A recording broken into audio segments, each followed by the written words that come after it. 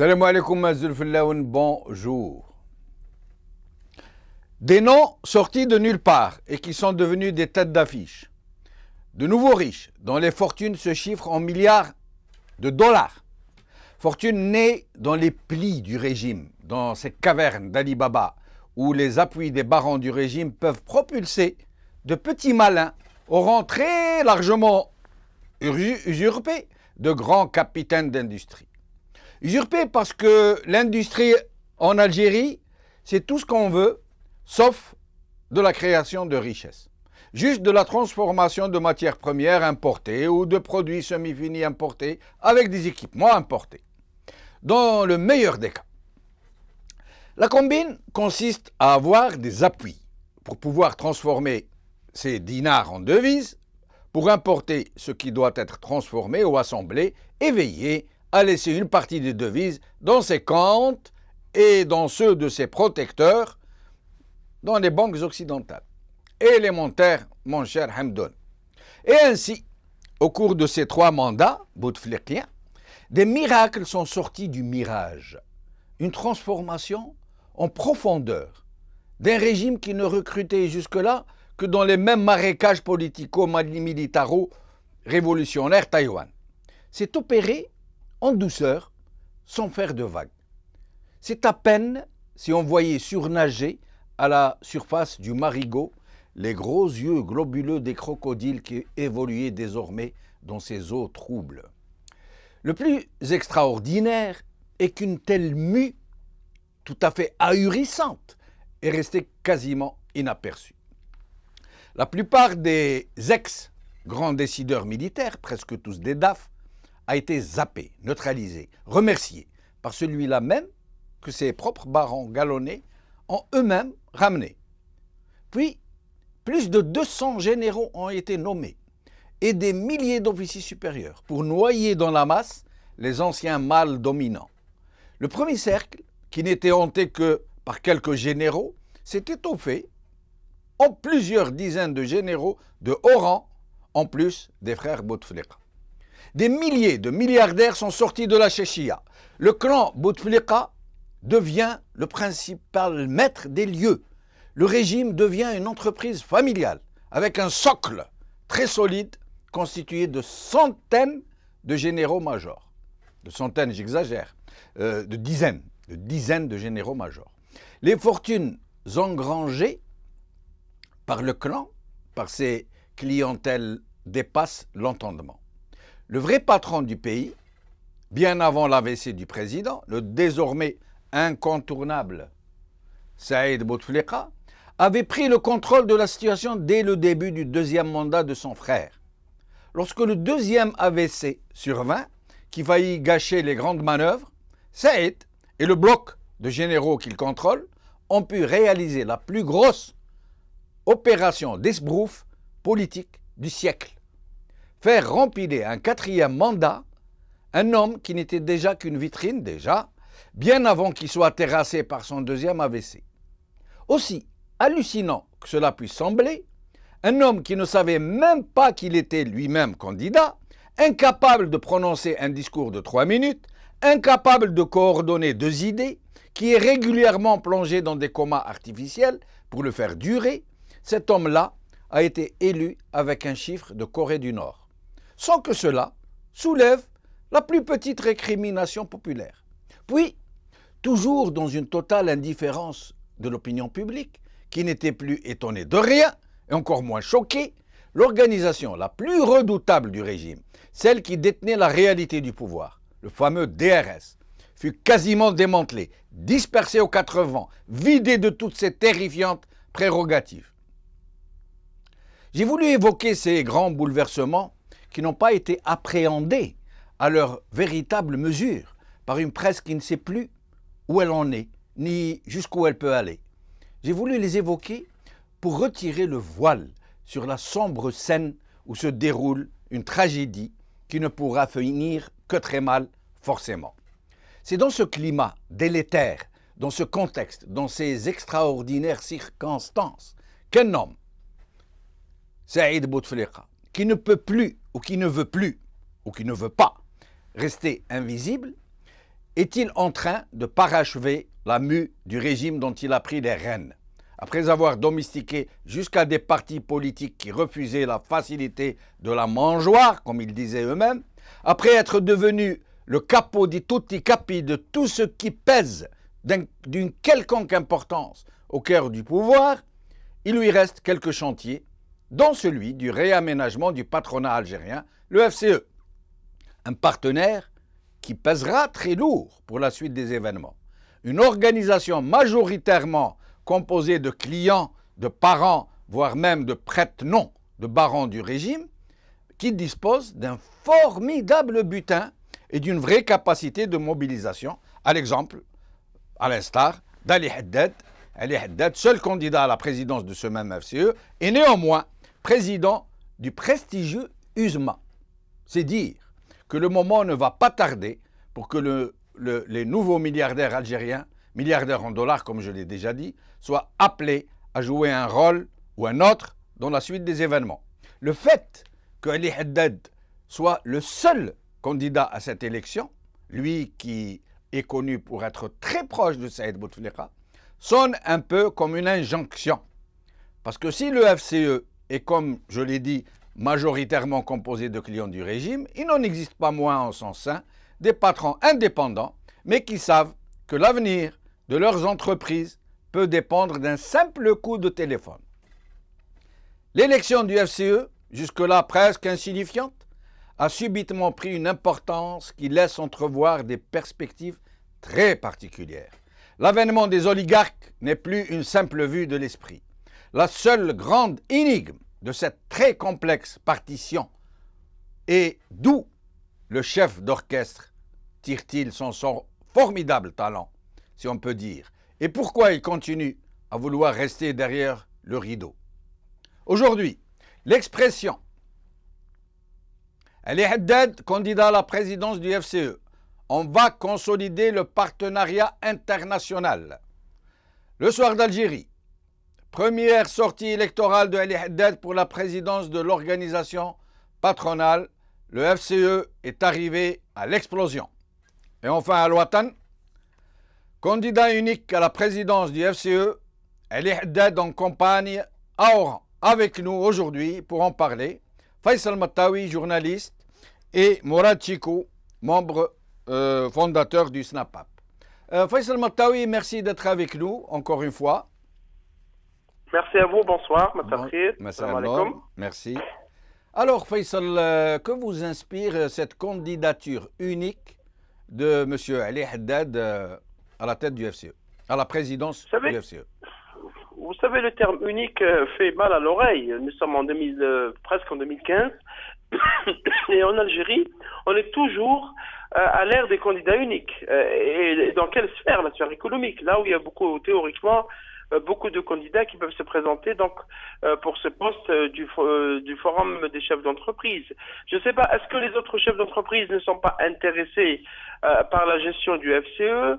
Je ne sais pas s'ils ont reçu des pressions ou des ordres pour ne pas du tout se mêler, ou est-ce qu'ils veulent laisser Ali Haddad tout seul comme un grand pour gérer et mener une campagne. D'ailleurs, pourquoi une campagne si on est candidat unique? Ça ne sert à rien, puisque si on va se présenter, on va être... Absolument. Disons que peut-être qu'on veut nous vendre une nouvelle image, parce qu'Ali Haddad est un homme d'affaires très discret, et il fait rarement des interviews ni des apparitions publiques à la télévision, etc. Et là, il est au devant de la scène. Est-ce qu'on est en train de nous préparer quelque chose dans le futur qui est lié à cette sphère financière devenue envahissante dans le champ politique algérien, cette sphère de l'argent, beaucoup d'argent et de l'affairisme, ou est-ce que Ali Haddad voudrait avoir un nouveau destin après avoir eu beaucoup d'argent et beaucoup de projets, beaucoup de contrats grâce bien sûr à ses accointances avec des sphères dirigeantes en Algérie? Il voudrait se passer à autre chose, c'est-à-dire avoir un destin national, un destin politique, pourquoi pas. Donc disons, on est dans beaucoup de questionnements par rapport à cette candidature, en attendant de savoir un peu plus ce que pense Ali Haddad de l'économie, de la culture, de la politique, de la géopolitique, de l'énergie, et tout ça, tous ces dossiers qui agitent la scène nationale et internationale. Mais à votre avis, Faisal, pour appeler les choses par leur nom, est-ce que Saïd Bouteflika serait derrière la désignation de ce candidat unique, pour dire les choses par leur nom. Oui, possible, possible. On en sait, hein, Saïd Bouteflika agit dans l'ombre, comme vous le savez. C'est un nom qui n'apparaît nulle part dans les tablettes, j'allais dire, entre guillemets, de l'État algérien, mais c'est quelqu'un qui agite des feuilles et des cartes lorsqu'il le faut, et même des drapeaux, parfois. Ali Haddad, il est vrai que c'est un homme politique, j'allais dire, un homme politique, homme d'affaires, proche de Saïd Bouteflika et d'autres sphères dans la politique algérienne. C'est un homme qui est devenu très important, entre guillemets, également, depuis l'arrivée du président Bouteflika en 1999, très actif dans la scène économique. Il devient donc visible, beaucoup plus visible. Est-ce que cette visibilité est voulue par Saïd Bouteflika et ceux qui l'entourent? À ce moment-là, peut-être qu'on peut penser qu'il y a un projet politique pour le futur, puisque des voix se lèvent, vous le savez, à Al-Maghribiya, des voix se lèvent de la part de l'opposition pour aller vers une transition politique et démocratique, pour que cette vacance qui existe actuellement selon l'opposition au sein du pouvoir, notamment au sein de la présidence de la République, est devenue dangereuse pour l'unité et la sécurité du pays. Dans tout ce débat, on veut peut-être faire une reconfiguration politique. Peut-être qu'Ali Haddad va jouer un rôle, et peut-être que la sphère de l'argent, très importante qui l'entoure, aussi voudrait avoir un rôle politique dans le futur. Jusque-là, Faisal, ces nouveaux riches en milliards de dollars, hein, il faut le préciser, nous ne le dirons jamais assez parce que les gens n'y croient pas. Ils sont milliardaires en dollars. Jusque-là, ils n'ont pas pu pénétrer réellement dans le premier noyau du pouvoir, c'est-à-dire là où, comme on dit nous, les gens qui ont accès à la décision politique. Mais là, avec cette arrivée tonitruante de Ali Haddad sur la scène, est-ce que nous devons nous attendre à une nouvelle ère où il y aura des oligarques? Oui, fort possible. Vous savez, moi, ça me rappelle la théorie de Toffler. C'est un homme politique, politologue américain qui avait déjà prédit ça dans un de ses livres, la théorie des nouveaux pouvoirs. Et effectivement, on assiste un peu à ce qui se passe en Algérie, ce qui s'est passé dans la Russie d'après la fin de la perestroïka, c'est-à-dire l'apparition, l'émergence d'oligarques qui ont beaucoup d'argent et qui veulent peser sur le choix politique dans le pays. Cela s'est vérifié également dans certains pays de l'Europe de l'Est. On est en train d'assister à ça, puisque la classe politique algérienne, notamment autour de vieux partis comme le FLN ou le RND, un parti préfabriqué, et toute cette sphère politique, elle est un peu dépassée par les événements, et que le régime actuellement réfléchit avec l'idée de créer une nouvelle classe où il y a énormément d'argent. D'abord parce que quand on vient à la politique, quand on vient à la décision politique, ou à FCE ou ailleurs, on va bien sûr protéger ses intérêts. Et comme il y a énormément d'intérêts, vous avez parlé de milliards de dollars, et bien ces sphères peut-être seraient intéressées par peser sur la décision politique d'une manière ou d'une autre, pour d'abord protéger l'argent qui a été accumulé parfois d'une manière tout à fait malhonnête et sans aucune dans nos dernières années. Ah, il y a un problème de son. Il me semble qu'il y a un problème Faisal Tawi. Ah voilà, très bien. Oui, poursuivez, je vous en prie. Ben, disons que peut-être qu'il y a possibilité que ces sphères politiques voudraient aller vers donc création de pouvoir et contrôler le pouvoir, parce que c'est là aussi dangereux. Voilà, et je voulais en arriver là, justement. Alors, d'abord, deux questions. La première est, vous venez de dire que Ali Haddad pourrait être amené à jouer un rôle. D'abord, quel est ce rôle que Saïd Bouteflika, qui vraisemblablement est celui qui l'a désigné, voudrait lui voir jouer? Quel est ce rôle? Je me dis, Jamel, que peut-être Saïd Bouteflika, peut-être quelqu'un d'autre, hein, parce qu'on ne sait jamais. Parce que quand on a beaucoup d'argent et quand on est devenu un homme d'affaires, et aussi important qu'Ali Haddad, qui possède des chaînes de télévision, qui possède beaucoup d'affaires, peut-être qu'on voudrait jouer sur les deux cordes, peut-être les trois cordes, on ne sait pas, on ne le sait pas. C'est-à-dire l'essentiel, c'est... On risque de vous perdre encore. Faisal, il me semble que vous avez bougé d'où vous êtes. Là, vous m'écoutez? Voilà, ça va, très bien, oui. Là, vous m'écoutez? Oui, on vous écoute, Faisal. Disons qu'il y a quand on a des fortunes, on veut les protéger. On peut les protéger avec les pouvoirs qui sont actuellement en place, comme on peut les protéger en pactisant avec les pouvoirs qui peuvent venir après. Parce que tout est possible dans cette sphère où les hommes d'affaires qui ont de l'argent, qui ont exporté de la devise comme ils l'ont voulu, qui ont fait des affaires, qui ont des contrats sans aucun contrôle, sans aucun questionnement de la part du Parlement, ni des associations, ni de personnes, eh bien, ils voudraient maintenant que les choses sont bien installées, que le président, peut-être que Bouteflika ne va pas terminer son mandat ou qu'il va partir après la fin de sa 4e mandat, ils veulent gérer le futur. Et pour gérer le futur, il faut agir maintenant. Ali Haddad, je crois qu'Ali Haddad a bien compris, en essayant de contrôler le FCE et en disant à Oran qu'il a un programme de 5 axes et qu'il faut travailler avec les pouvoirs publics, qu'il fera du FCE un forum où il y aura tout le monde qui sera représenté. Donc, disons, on est en train visiblement de préparer un grand projet politique pour le futur. Mais Faisal, à supposer que ce soit ce scénario que vous évoquez, que vous envisagez éventuellement, ça veut dire que ce n'est pas Saïd Bouteflika qui l'aurait désigné. Il se pourrait que ce ne soit pas Saïd Bouteflika, pour dire, reprendre plus exactement ce que vous dites. Moi, je dis les deux cas. Oui. Réels, mais à supposer que ce ne soit pas le cas, à supposer que ce ne soit pas Saïd Bouteflika, dans ce cas, Ali Haddad deviendrait gênant pour celui qui détient la réalité du pouvoir et peut-être pour ses calculs futurs. Ali Haddad serait gênant s'il avait l'autonomie de tout dire et de tout faire. Or, Ali Haddad n'a pas cette autonomie. Il ne peut pas faire ce qu'il veut, il ne peut pas dire ce qu'il veut, puisqu'il a obtenu des largesses de la part du pouvoir en place, puisqu'il a eu, on a fermé les yeux sur les crédits bancaires qu'il a contractés, on a fermé les yeux sur les impôts qu'il n'a pas payés, etc., etc. Qu'est-ce qu'il va dire? Il va adopter un langage d'opposition? Non, il ne va pas adopter un langage d'opposition. Il va agir selon une feuille de route, peut-être une nouvelle qui va être tracée, peut-être qu'il va partir au bout d'une année, on ne sait pas. Disons qu'on est en train de reconfigurer, peut-être qu'on est en train de faire des tests. Parce que l'Algérie est un immense laboratoire politique. Où on ramène des ministres pour 2 jours, 3 jours et on les dégomme, on ramène des directeurs, on les installe pendant 6 mois et puis on les envoie pour se reposer, etc. Donc on est dans une espèce de chacun veut placer ses hommes et mettre Ali Haddad sous le projecteur des médias et de l'opinion publique, peut-être vise autre chose, vise à faire sortir tous ceux qui étaient d'une manière ou d'une autre dans les largesses de ce pouvoir, ceux qui ont profité de la manne financière de ces dernières années, d'impliquer tout le monde, de demander peut-être aussi, si le cas de Saïd Bouteflika se vérifie, un retour d'ascenseur. Donc on est aussi dans ce magma opaque où il n'y a pas vraiment de logique politique, où il n'y a pas de difficulté de logique mathématique pour essayer de comprendre ce qu'on veut exactement. Donc on est en train d'essayer de faire des lectures premières en attendant que les choses se précisent. Ces derniers temps, c'est devenu quasiment à la mode pour les grands patrons, pour les grands capitaines d'industrie, entre guillemets pour être gentil, algériens, de se payer des clubs, des grands clubs sportifs. Alors, comme c'est le cas de Ali Haddad qui est président de l'USMA, le prestigieux USMA. D'après vous, pourquoi cette tactique?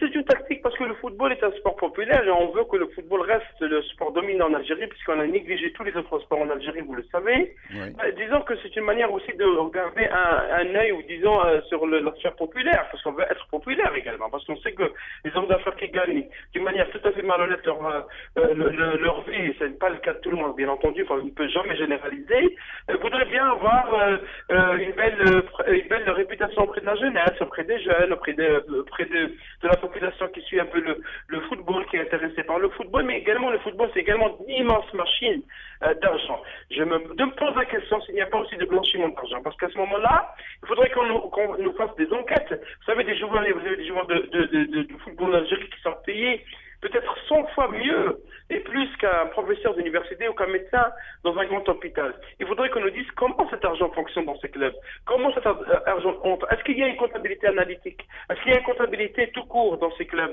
Comment les factures sont payées? Est-ce qu'il n'y a pas de factures gonflées? Qui profite de quoi? Comment on contracte les contrats? Comment on loue les hôtels, les voitures, les avions, tout ça? Vous savez, c'est un débat qui n'existait pas en Algérie. Donc le football, tant que les clubs réalisent de bons résultats, les joueurs sont bien payés, bien habillés, personne ne trouvera à redire. Et là, c'est aussi une autre manière de se taire sur les affaires de corruption.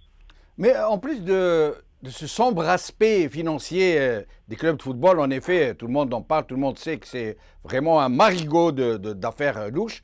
En plus de tout ça, est-ce qu'à travers de grands clubs comme l'USMA, ces patrons, ces capitaines d'industrie, ces nouveaux riches, à travers les fameux comités de supporters, ne cherchent pas à avoir aussi un levier capable de faire bouger les foules. Absolument, ce qu'on peut appeler une base sociale, parce que les jeunes qui suivent le football ne sont pas forcément politisés, mais à partir du moment où vous avez un chef d'un club qui est là, qui fait des bons résultats, qui prend soin du club, ben, les jeunes vont suivre. On leur demande de soutenir un candidat au cas où. Nous avions eu déjà le cas de Mouloudia d'Alger qui a soutenu tout de suite, d'ailleurs c'est le Mouloudia d'Alger qui a annoncé le 4e mandat du président Bouteflika. Rappelez-vous, avec la fameuse banderole accrochée dans un stade, disant que le club, effectivement, c'est une base sociale, parce que ces hommes d'affaires n'ont pas de parti politique, n'agissent pas réellement sur la sphère culturelle, parce qu'ils ne donnent aucun sou à la culture, n'ont pas d'association qui leur sert de relais, ne donnent rien pratiquement aux associations caritatives, ou le font d'une manière très rare. Donc qu'est-ce qu'il leur reste? Il leur reste le football, et à partir du football, à partir des clubs de football, ils peuvent utiliser des bases sociales qui peuvent soutenir un candidat, soutenir des projets, et peut-être même à répondre, à répliquer à des candidats concurrents. Donc oui, les clubs de football sont peut-être utilisés comme des instruments politiques. Alors, Faisal, je vais profiter de votre présence. Malheureusement, Mourad Chikou, on ne parvient pas à le joindre, mais je vais profiter de votre présence dans ce sujet pour vous poser quelques questions connexes qui sont très importantes, que tout le monde se pose. D'après vous, est-ce que réellement Saïd Bouteflika est le vrai grand boss de ce régime? Ben écoutez, moi je ne le crois pas. Je ne crois pas que Saïd Bouteflika soit le seul, parce que c'est bien beau de charger un seul homme de le faire. Je défends personne, mais je dis que il y a beaucoup de monde qui profite de la rente, il y a beaucoup de monde qui profite de la situation actuelle. Et le président Bouteflika, même s'il est absent, même s'il est effacé, je ne crois pas qu'il soit totalement en déconnexion avec les réalités politiques et sociales du pays. Je ne crois pas que Saïd Bouteflika puisse agir tout seul, puisque tout le monde est à son aise, tout le monde fait des affaires en Algérie, tout le monde se porte bien comme un charme. Pourquoi remettre en cause un système qui fonctionne? Pourquoi remettre en cause une machine qui fonctionne? Je crois que donc dans cette sphère actuelle, puisque maintenant qu'il y a un débat ou un début de débat surtout imposé d'une certaine manière par l'opposition, qui parle de transition démocratique, de démocratique politique, on parle de vacances de pouvoir, qu'on s'interroge sur les dépenses de l'argent, sur les projets donc dégagés, décidés ces dernières années, les résultats, etc. Maintenant qu'il y a un débat sérieux qui s'engage, on tente bien sûr de dériver le débat et de changer le cours des événements, parce que le débat est essentiel aujourd'hui. Comment gérer le pays? Est-ce que le président Bouteflika est en mesure d'aller jusqu'à la fin de son 4e mandat en 2019? Qu'en est-il de la chute des prix du pétrole sur le marché mondial? Comment l'économie algérienne va agir? Pourquoi on n'arrive pas à régler le problème du chômage? Où sont les projets du logement? Comment l'argent du pétrole est dépensé? Où sont l'argent qui est destiné au développement local? Donc il y a beaucoup de questions qui ne trouvent pas de réponse. Vous avez un parlement effacé, vous avez des partis politiques qui sont, certains vivent des crises internes cycliques comme le FNN, et donc tout ça, il y a des gens qui profitent de la situation actuelle, en laissant les choses en l'état, en attendant que peut-être que les choses s'éclaircissent, mais on ne sait pas si cela va aller dans le bon sens. Si vous pensez que Bouteflika pourrait ne pas être totalement déconnecté, ça veut dire qu'il serait quand même présent dans la prise de décision politique, pourquoi alors ne s'exprime-t-il pas? Il est totalement absent en fait. Alors que, je ne sais pas, il pourrait faire acte de présence, même s'il est empêché physiquement, mais il pourrait s'exprimer par exemple. Le président Bouteflika a une voix très éteinte, vous l'avez vérifié une ou deux fois, donc il a des défauts de locution, et c'est pour ça que, selon ce qu'on nous dit, ne peut pas intervenir sur la sphère publique ou d'une manière directe. Bon, il est apparu la dernière fois parce que c'était inévitable pour les festivités du 1er novembre, et il intervient en recevant certains ambassadeurs, mais disant que, on nous dit, par son entourage, dit que il est là pour les prises de décision, et qu'il est consulté, qu'il décide, on nous parle d'un probable remaniement ministériel qui se fera peut-être dans les prochains jours ou les prochaines semaines, parce que le remaniement ministériel, vous le savez, en Algérie, sert surtout à meubler le vide.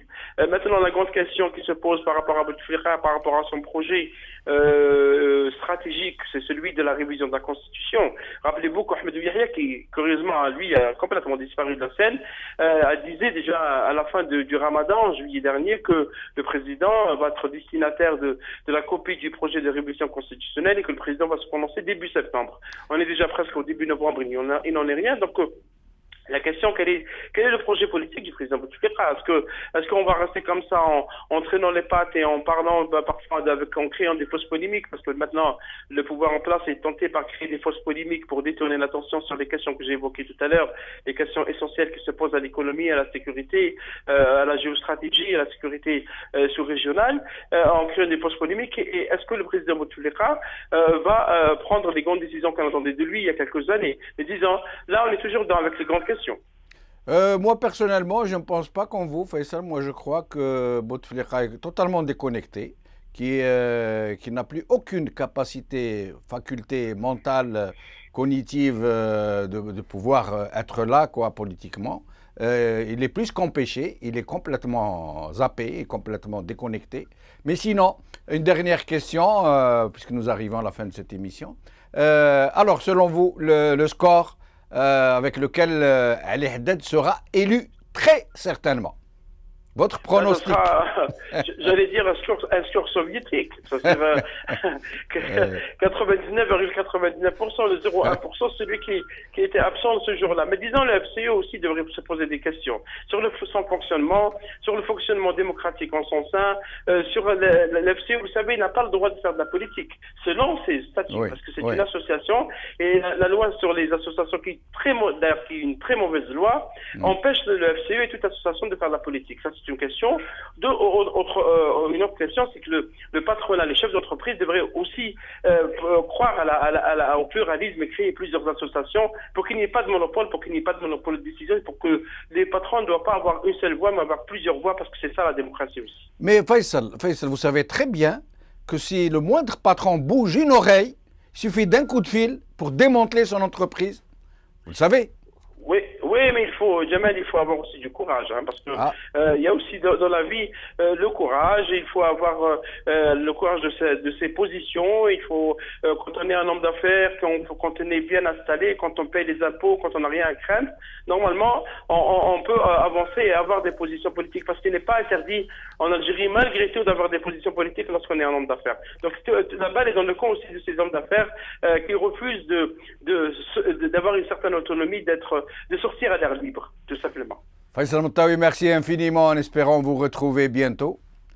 Quoique je ne sois pas d'accord avec vous, avoir du courage quand on est un patron algérien, quand on a fait autant d'argent de la façon qu'on sait, c'est un peu difficile, mais peut-être que vous avez raison. Merci beaucoup, salam alaikum, qawala khair.